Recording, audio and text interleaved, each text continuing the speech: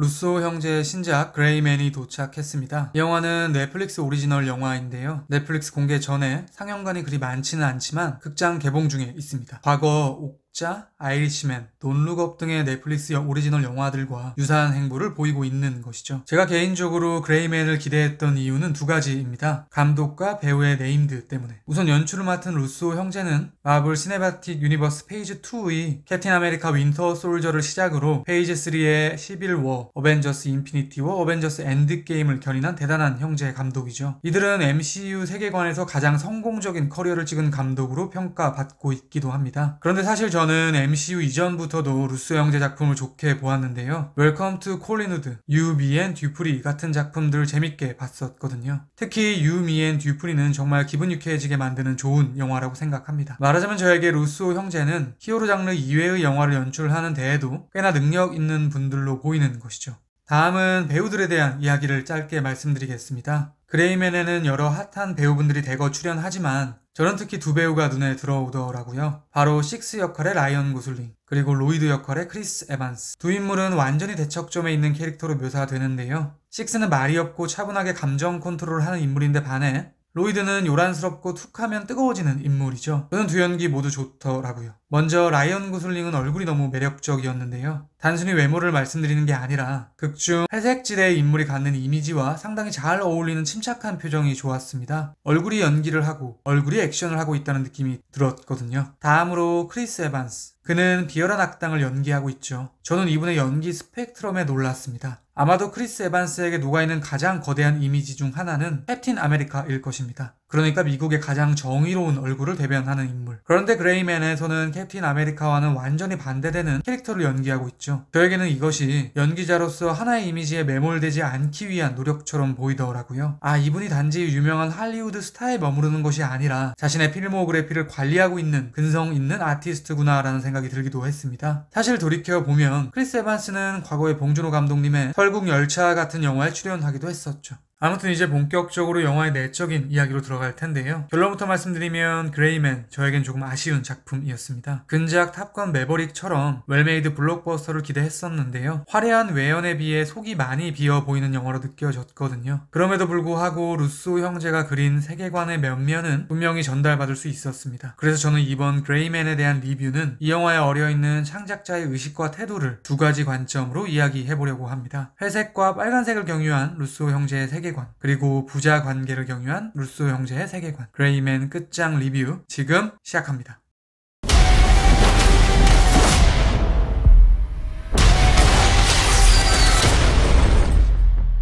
You hurt? I mean, my ego's a little bruised.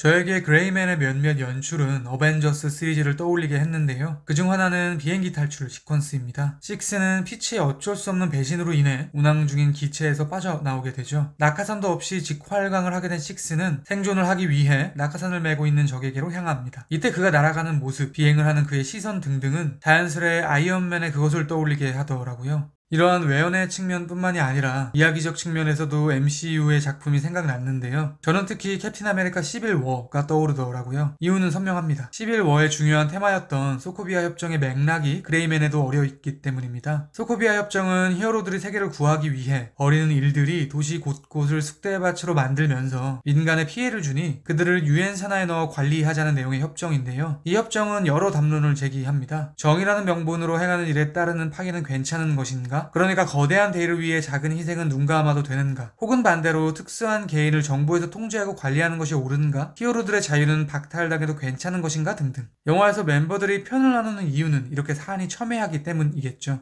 그러니까 저에게 그레이맨은 이 소코비아 협정의 가치 판단에 대한 루소 형제의 대답 같은 영화로 보이는 거예요. 이렇게 말할 수 있을 것 같습니다. 그레이맨은 소코비아 협정의 캡틴 아메리카 팀의 견해에 동의하는 영화다. 단 한 가지 충분 조건만 전제된다면. 우선 카마이클이 벌이는 일들은 소코비아 협정이 시작된 배경과 유사합니다. 그는 본인의 지시가 국가 안보를 위한 일이라는 명분 하나로 친구인 로이드를 고용해 온갖 악행을 일삼죠. 유럽을 쑥대밭으로 만들어 민간 희생을 유발하거나 전직 CIA 간부를 납치 고문하는 일들을 모른 척합니다. 카마이클이 선명한 빌런으로 묘사되고 있다는 점에 의거해 본다면 그레이맨은 정의라는 명목하에 발생하는 희생에 대해 거부하는 것처럼 보이는 것이죠. 사실 누군가의 정의라는 것이 다른 모두에게 동의를 얻어낼 수 있는 사안인가라는 문제도 있을 것 같습니다. 아무튼 그레이맨은 아무리 명분이 확실해도 강력한 힘에는 통제가 필요하다고 말하는 영화인 것입니다. CIA에 의해 관리되는 식스는 원하는 것을 쟁취하고요. 반대로 CIA 바깥에서 통제 없이 날뛰는 로이드는 사망하니까요. 체코에 거주 중인 은퇴한 상사 카일은 식스에게 이렇게 말합니다. 우리가 옳다는 것을 증명해줘서 고마워. 저는 이 말이 이렇게 들리기도 하더라고요. 범죄자들을 교화시켜 국가의 자원으로 사용하는, 그러니까 거대한 힘을 통제할 수 있는 시에라 시스템이 옳다는 것을 증명해줘서 고마워.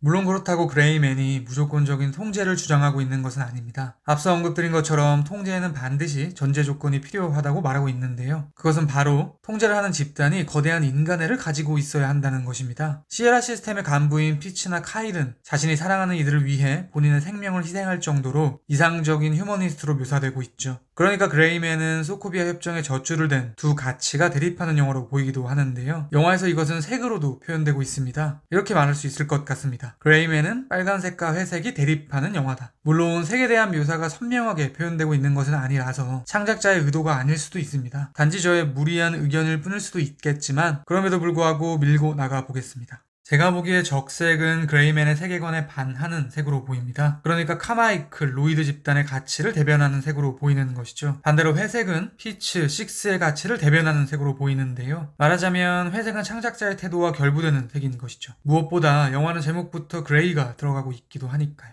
이러한 색에 대한 이야기를 몇몇 장면을 통해 부연해 보겠습니다. 시에라에 참여하게 된 뒤 18년 후 식스는 임무를 위해 방콕의 시끌벅적한 클럽에 잠입하죠. 이때 그는 위아래로 적색의 양복을 입고 있습니다. 그 옷에 대해 미란다가 한마디 하면서 관객에게 옷 색깔을 짚어주고 있죠. 이 작전 중에 식스는 시에라 포에게 카마이클의 치부가 담긴 중요한 물건을 건네받게 되는데요. 그 사건을 교두보로 해서 그는 점점 카마이클 중심의 CIA 집단과 멀어지게 됩니다. 이때 식스는 미행을 따돌리기 위해 지나가던 행인에게 옷을 바꿔 입자고 말하는데요. 그가 갈아입게 되는 옷은 팔 부분만 적색 띠가 들어간 트레이닝복입니다. 그러니까 카마이클의 세계와 척을 지게 되는 순간부터 빨간색이 옅어지고 있는 것이죠. 다음은 앞서 언급드린 비행기 탈출 시퀀스. 식스는 자신을 구하는 줄 알았던 이들과 액션을 벌이기 시작하는데요. 전투 도중 그는 붉은색 연막탄을 터뜨리는 방식을 사용합니다. 상대편의 가치를 상징하는 빨간색을 이용해서 적을 처단하고 있는 것이죠. 더욱더 빨간색의 가치와는 안녕을 구하고 있는 영화의 표현처럼 보이더라고요.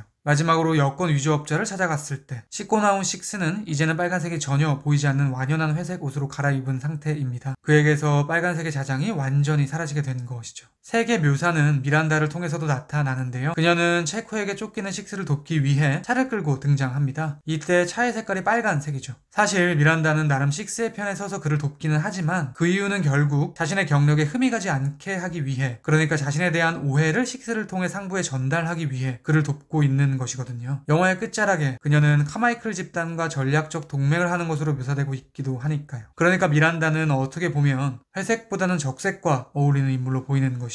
그레이맨은 이렇게 세계 대조로도 주제를 드러내고 있는 것 같습니다. You must be Lloyd. What gave it away? The trash stash. It leans Lloyd. Easy.